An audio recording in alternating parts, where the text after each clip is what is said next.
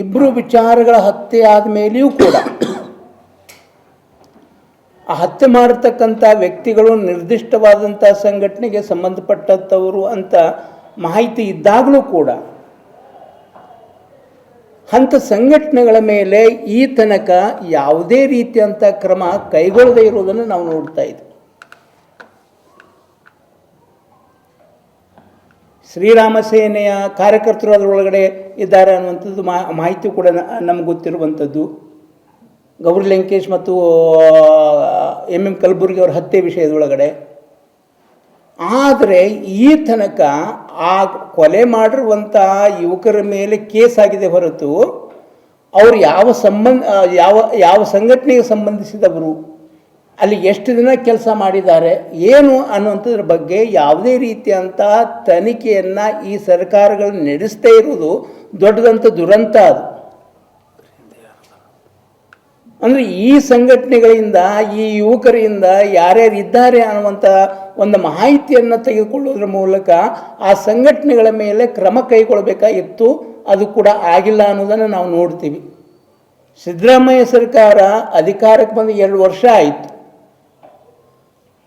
2 ವರ್ಷ ಆದರೂ ಕೂಡ ಈ ಥರದ ಯಾವುದೇ ಕ್ರಮವನ್ನು ಕೈಗೊಳ್ಳಿಲ್ಲ ಅನ್ನೋದು ಒಂದು ವಿಷಯ. ಆದರೆ ಎರಡನೇದು ಆ ಇಡೀ ಗೃಹ ಇಲಾಖೆ ಅನ್ನೋದು ಏನಿದೆಯಲ್ಲ, ಕರ್ನಾಟಕದಲ್ಲಿ ಗೃಹ ಇಲಾಖೆ ಕೆಲಸ ಮಾಡ್ತಿದೆಯೋ ಇಲ್ಲೋ ಅನ್ನುವಂಥ ಅನುಮಾನಗಳು ನಮ್ಮ ಎದುರುಗಡೆ ಇದ್ದಾವೆ.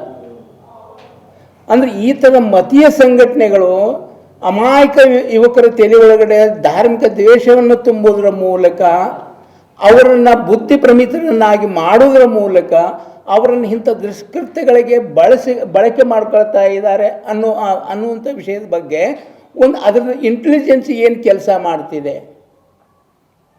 ಅಂದರೆ, ಕರ್ನಾಟಕ ಸರ್ಕಾರದ ಗೃಹ ಇಲಾಖೆ ಇಂಟೆಲಿಜೆನ್ಸಿ ಏನು ಕೆಲಸ ಮಾಡ್ತಿದೆ ಅನ್ನೋದು ಕೂಡ ಇದು ಗೊತ್ತಾಗ್ತಾ ಇಲ್ಲ. ಯಾಕೆ ಈ ಮಾತುಗಳನ್ನ ಹೇಳ್ತಾ ಇದ್ದೇನೆ ಅಂತಂದರೆ, ಈ ಸಂಘಟನೆಗಳು ಈ ಅಮಾಯಕ ಜನರನ್ನ ಧಾರ್ಮಿಕ ಅಂಧತೆ ತುಂಬುವುದರ ಮೂಲಕ ಆತ್ಮರಕ್ಷಣೆಯ ಹೆಸರಿನೊಳಗಡೆ, ಆತ್ಮಗೌರವದ ಹೆಸರಿನೊಳಗಡೆ ನೇರವಾಗಿ ಶಸ್ತ್ರಾಸ್ತ್ರಗಳನ್ನು ಕೈಗೆತ್ತಿಕೊಳ್ಳುವುದರ ಮೂಲಕ ಅವರಿಗೆ ತರಬೇತಿ ಕೊಡ್ತಕ್ಕಂಥ ಕೆಲಸಗಳನ್ನು ಈ ರಾಜ್ಯದೊಳಗಡೆ ಮಾಡ್ತಾ ಇದ್ದಾವೆ. ಇದನ್ನು ಆ ಸಂಘಟನೆಗಳನ್ನು ಓಪನ್ ಆಗಿ ಹೇಳ್ಕೊಳ್ತಾ ಇದ್ದಾವೆ. ಸಾಮಾಜಿಕ ಜಾಲತಾಣಗಳ ಮೂಲಕ ಯಾವ್ಯಾವ ಯುವಕರಿಗೆ ನಾವು ಬಂದೂಕು ತರಬೇತಿಯನ್ನು ಕೊಡ್ತಾ ಇದ್ದೇವೆ ಅನ್ನೋದನ್ನು ಅವರು ಬಹಿರಂಗವಾಗಿ ಹೇಳ್ಕೊಳ್ತಾ ಇದ್ದಾರೆ. ಡಿಸೆಂಬರ್ 24-29 ಏನು ಗೃಹ ಇಲಾಖೆ FIR ಮೂಲಕ ಹೇಳುವುದಾದರೆ, ಸಾವಳಗಿ ಪೊಲೀಸ್ ಸ್ಟೇಷನ್ ಒಳಗಡೆ CR ನಂಬರ್ 1 2012-2025 ಈ FIR ಮೂಲಕ ಹೇಳೋದಾದರೆ, ಆ ಜಮಖಂಡಿಯ ಸಾವಳಗಿ ವ್ಯಾಪ್ತಿ ಒಳಗಡೆ ಡಿಸೆಂಬರ್ 24-29 186 ಯುವಕರಿಗೆ ತರಬೇತಿಯನ್ನು ಕೊಟ್ಟಿದ್ದೀವಂತ ಒಂದು ವರದಿ ಇದೆ. ಮತ್ತು ಅವರು ಓಪನ್ ಆಗಿ ಹೇಳ್ಕೊಂಡಿದ್ದಾರೆ, ಸಾಮಾಜಿಕ ಜಾಲತಾಣಗಳ ಮೂಲಕ ಮುಕ್ತವಾಗಿ ಹೇಳ್ಕೊಂಡಿದ್ದಾರೆ. ಆ ಫೋಟೋಗಳನ್ನು ಕೂಡ ಅಪ್ಲೋಡ್ ಮಾಡಿದ್ದಾರೆ.